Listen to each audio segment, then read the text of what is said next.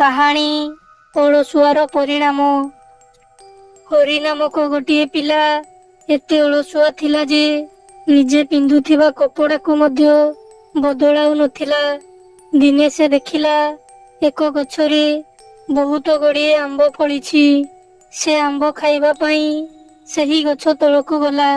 ହେଲେ ସେ ତାର ଅଳସୁଆ ପ୍ରକୃତି ଯୋଗୁଁ ଆମ୍ବ ତୋଳିବାକୁ ପ୍ରୟାସ ନ କରି ଗଛରୁ ଆମ୍ବ ତଳକୁ ପଡ଼ିବାକୁ ଅପେକ୍ଷା କରି ରହିଲା। ଅପେକ୍ଷା କରି କରି ସେ ଗଛ ତଳେ ଶୋଇ ପଡ଼ିଲା।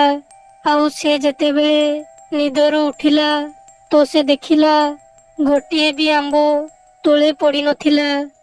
ନିରାଶ ହୋଇ ସେ ଘରକୁ ଫେରିଗଲା। ଶିକ୍ଷା, ଅଳସୁଆ ହେଲେ ସବୁ ଜିନିଷ ଆପଣଙ୍କ ପାଖରୁ ଦୂରେଇ ଯାଇଥାଏ।